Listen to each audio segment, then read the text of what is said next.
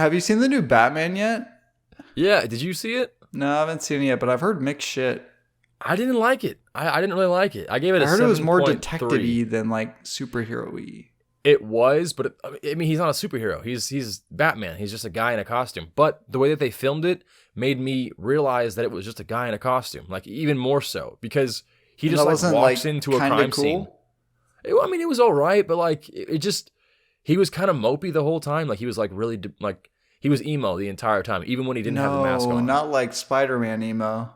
No, not that emo. He didn't go that far. Okay. There's too far. He went that guy went too far. But this, it was like, I mean, kind of similar, but he was just seemed like very depressed at all times. And like his parents got murdered in front of him, kind of thing. Yeah, but they, I mean, he like fell in a pit of bats. Like he also no, he did that before they died. But he had like billions of dollars. He was like in his mansion. Oh, you can't. The money thing's not a thing.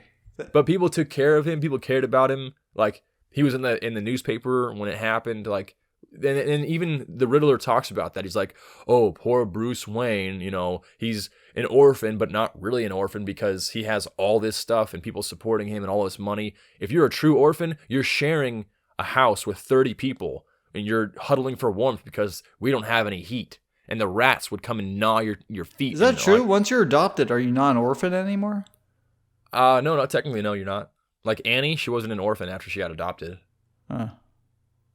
But yeah, I just didn't. It wasn't that. I gave it a 7.3, and I feel like him being like all emo wasn't great, and the storyline made it so that Batman was basically just like a detective, and I mean he is the world's greatest detective, as they say, but the fact that he just like would stroll into a crime scene, like not even sneaking around, like everyone was expecting him to walk in. They're like, "What? Oh, it's Batman? Oh yeah!" Like he's supposed to be like really sneaky, and that just wasn't him. So I didn't really like it that much, and it was way too long, dude. 3 hours. That's so long. Movies shouldn't be more than 2 hours. I'm okay with them being 3 hours as long as they're really good and captivating. So we're awake for how much time? If we sleep on average, let's say 8 hours and we're good boys, then we're up for 16 hours. That's almost a fifth of the day gone to movies. Yeah, but I mean, it's okay if the movie's really good. Like Spider-Man No Way Home, I'm pretty sure that was like 3 hours. And I was completely fine. In fact, I wanted more. I wanted it to be a longer movie. But this movie, I thought it was over like 4 different times. So I'm just sitting there like, is it over? Is it done? Is it? And then like it kept going, and I'm like, okay, I guess it's not done.